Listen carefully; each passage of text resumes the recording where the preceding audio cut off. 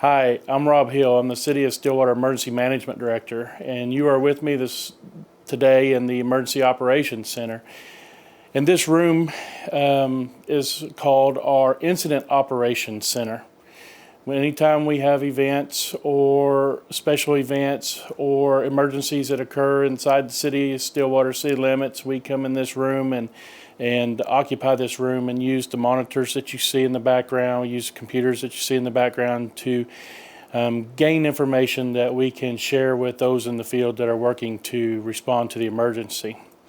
Events that we would normally activate this room for would be for severe weather, severe thunderstorms, tornadoes, winter weather, floods, anything that has a big impact on the community. We also would activate this for special events like OSU home football games, OSU homecoming, those types of events. We have people stationed in here that watch these activities from afar, monitor the outside influences on the special event, and then relay that information to the first responders in the field that are working those events.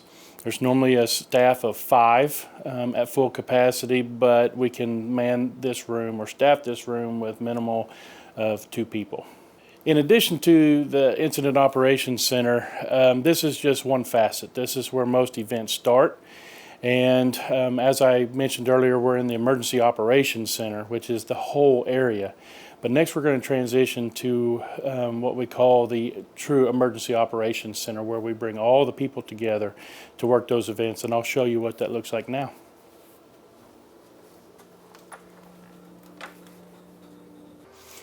So as part of the Emergency Operations Center, we just visited the IOC, or the Incident Operations Center. As an event grows and gets much bigger, and we start exhausting some of our resources, then we start to move in and transition into the Emergency Operations Center, or the bullpen, as it's called oftentimes.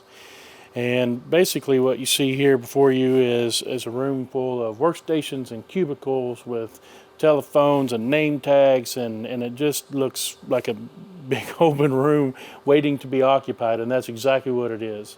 But what we do is very important, is we run city government from here. We make high-level decisions about events that are going on in the field to support the first responders, to support our core partners that are responding to those emergencies, to help our community respond to and recover from the disaster that's impacting them. As you can imagine, we just simply don't have a lot of disasters that require us to activate the Emergency Operations Center or the bullpen. In the 15 years that I've worked here, we've had, I think, 2 activations, and they've been minor activations at best. Just a handful of people come in and work. Ice storms and fires are the 2 that I remember. We actually stood this up in 2019 and I think we had 3 people working during the floods, and that was just because they had very specialized jobs that were very well defined in regards to the flooding. Most of the time, this room sits with the lights on, the doors open, ready to be occupied, only to have no event occur, and that's the way we like it. But in the event that we do have something occur, we have this room broke down into policy group, law enforcement and emergency management, fire, and all the aspects of fire, so technical rescue, hazmat. Then we have emergency medical.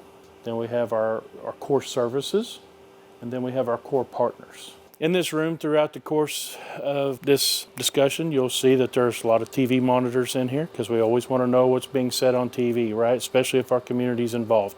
What is the Oklahoma City and Tulsa news media saying about our community, right? If we see something on TV that causes concern for our community, we work with our marketing and civic engagement department to correct those rumors, to get out information, corrected information, not only to the news media, but also to the citizens of our community.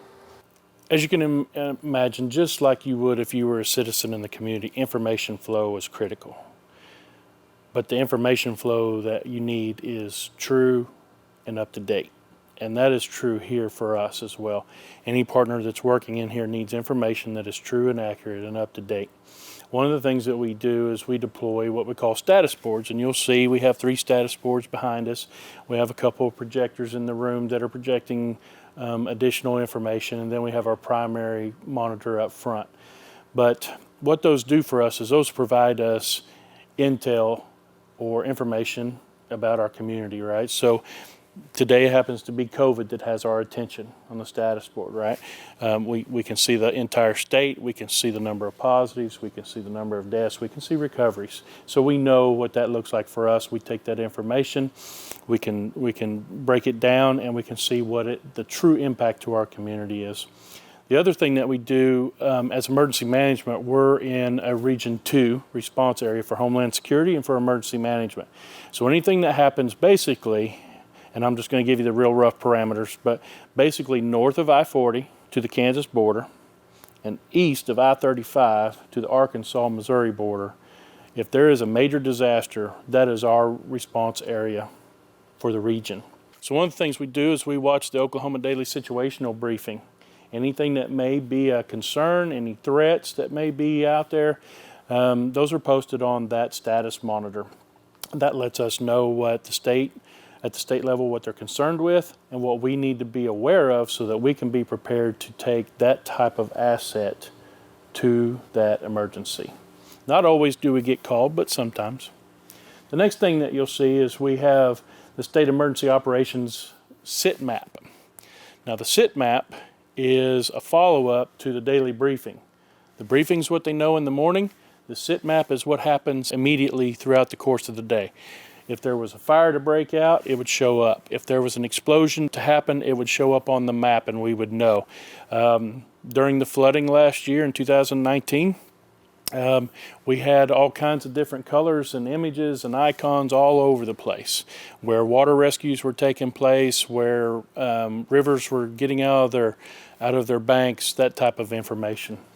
It could be a large traffic jam that stops traffic in Oklahoma City or Tulsa. Doesn't really have that big of an impact on us here, but we know about it, so if we're trying to get somewhere for an emergency, we know that that's taking place. We'll finish up with the 3 stages that we have for activation.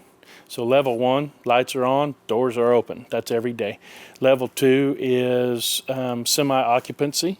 Can be 1 or 2 people working at a workstation, or 3 or 4, or up to half.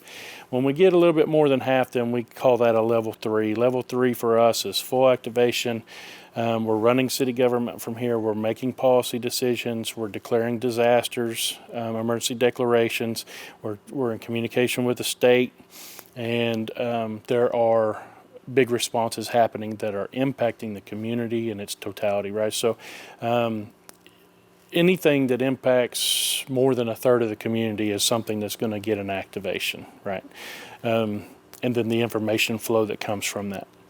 The response, the information flow back to here, the logistics and support that happen here, and then the information flow to the public. And that's pretty much how that works. So again, I'm Rob Hill, City of Stillwater Emergency Management Director, and I would like to thank the leadership Stillwater and wish you all the best as you move forward.